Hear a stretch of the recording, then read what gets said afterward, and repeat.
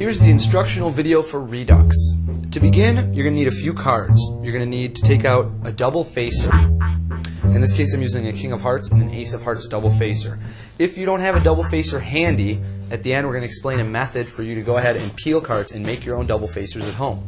Otherwise, you can purchase them through Penguin Magic. We have a variety of double facers. They're usually included in a lot of gaff tricks, so you should have one. If not, we'll teach you how to make one.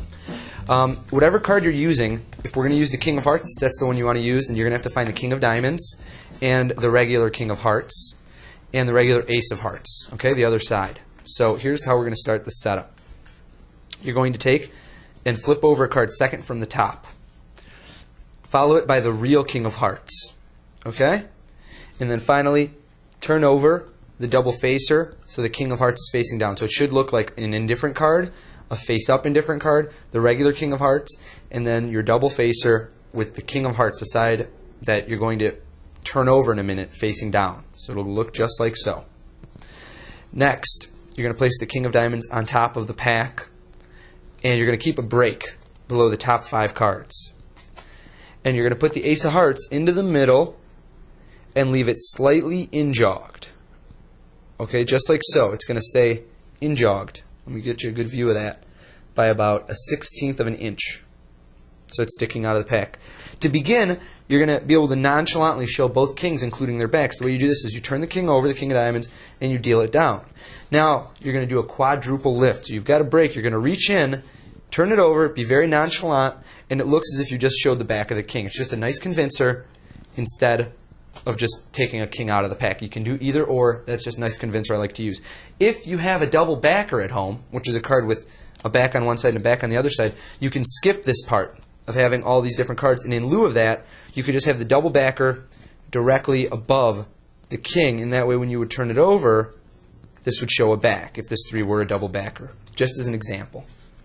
At this point, you put the 2 kings down, and we're going to do a dribble force to force this Ace of Hearts. So what you do is with your thumb, you're going to establish a break above the Ace of Hearts. So I push down on the injogged card and establish a break, just like so.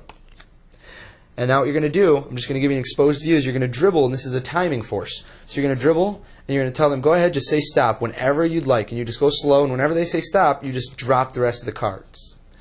It may look a bit like daft, like you're very straightforward about it, but if you just say, go ahead, just say stop whenever you want to stop, it'll look just like they stopped you right there.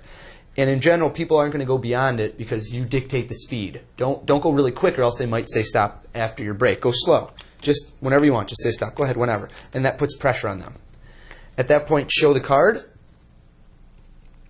And in this case, you force the Ace of Hearts. Put it in the middle and lose it. Now, a good little magician fooler aspect is if you pretend to keep a break in between it, and then you pretend to do some sort of tricky move, like a pass or some sort of control to the top, because they're going to think you did that, but you really didn't. At this point, you're going to pick up the King of Hearts and the King of Diamonds, and as you pick these up and display them, you're very nonchalantly going to push the top card over and establish a break. Now, in reality, when we did that turnover, I did that twice. You should be at this point, you should have a King of Hearts on top, followed by an indifferent card, followed up by a face-up indifferent card. Okay, I was just showing you the situation if you're using a real double backer instead of the impromptu double backer. You're going to spread these out, show them, establish a break beneath the top card, and then place them on top and steal the top card, which is another King of Hearts. Underneath these 2, pull over the King of Diamonds, and then you're taking the King of Hearts as a single card, when in reality it's a double facer, and underneath it's the real king. Put the deck aside. You don't need it for the time. Oh, I'm sorry. Put it down, face down, and then just simply spread and jump in. And when you do, all you're doing is spreading it out. So you're spreading the 2 cards, it looks like 2 cards, into 3. Now they think that's going to be the Ace of Hearts. So you're going to play on their expectations. You're going to do a nice little deceptive move where it looks as if you take this card and turn it over. What you're actually going to do is you're going to hold the face down card on top of the King of Diamonds, and you're going to put the king on top as if you're picking it up and just turn the king over. Okay? Because it's a double facer. Show the Ace of Hearts. Now as you bring it back, as you turn both hands back over, right hand's going to go palm down, left hand's going to go palm up. Your left thumb is going to kick this card up and to the right. So it's going to go just like that. So they see the ace, and then when you bring it down, it looks like you just turned it over. It's very, very strong retention of vision. In reality, that's the real King of Hearts. You're going to put that down. At this point, we're going to do a modification of the flustration count. You could do a regular flustration, which is where you just turn the pack over, thumb off the top card, show the next one, thumb that off. The way I do it is I hold the cards in my left hand, and using my right hand, palm down at the inner left corner, and using my left forefinger at the outer right corner as a pivot point, I'm going to revolve the cards. Okay, you got to just watch this. Revolve the cards around, one full revolution, and then using my right middle finger, push the card over to the left, the top card, pull the next one out, and do the same thing. So I've actually just displayed what seems to them like two backs, but I've actually been showing only one back. It's just a different version of the frustration count. At this point, you're going to take and you're going to do Ed Marlowe's Miracle Change, only you're going to do it and steal a card. We're going to bring these cards up, and as soon as they go, I'm going to show you an exposed view, as soon as they go horizontal, you're going to steal one of the cards into Tenkai. The way you're going to do this is you've got the King of Diamonds above the King of Hearts double facer. You're going to turn it sideways, and right when you get sideways, your middle finger is going to push the card into your right hand. This is Tenkai. Tenkai is when the card lines up with your hand, one part touches your palm, just a little bit past your middle finger, and the other end, the outer left corner, is held by your thumb.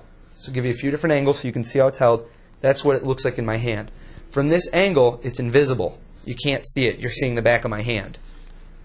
So what we're doing at speed is we're going to lift it up, turn it over, steal the bottom card into Tenkai as my left forefinger and thumb grab the top card, snap it into view, showing the Ace of Hearts.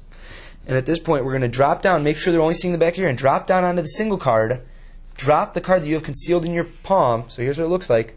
You're dropping this card, you're grabbing both, spreading them out, and turning them over, revealing an instant transposition. That's Redux.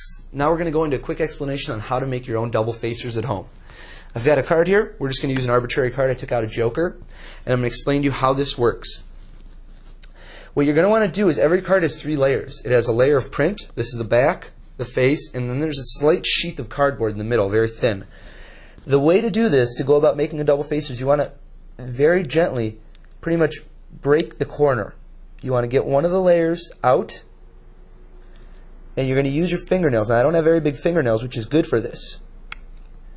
And you're going to start by spreading it apart. I'm going to get it a little bit bigger here so you can get a good view of it. Now, you want to be very delicate with this. You don't want to work too quick, and you don't want to pull, or you'll tear the card.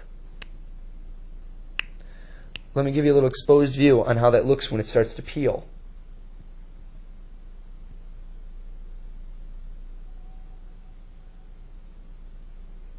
Okay, now what you're going to want to do is, this is the best way to peel cards, is you're going to want to peel not from the middle, not in, but you're going to want to peel along the sides. So peel along an edge, and once you've gotten a little bit further with it, peel along the other edge.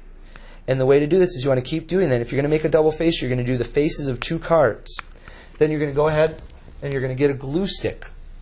And once you have one layer, if this was a sheath, you'd want to glue one side, okay? Glue one side, take the other one, glue it on top, and here's the most important part. The card isn't going to be quite as strong as a regular card if you make a double facer at home. So you don't want the card to warp. So the way to do this is you're going to take a book, place it right smack dab in the middle of the book. Make sure there's no glue on the end so you don't get that in the book. And clean it off and really squeeze it. And then you're going to want to put more and more books on top. You could buy The Art of Astonishment, Card College. They work great. No, I'm just kidding. But they're great books. You're going to put those on top, and you want to really get a lot of weight. 30, 40 pounds, stack them up. Get some encyclopedias. And leave that there for a day or two.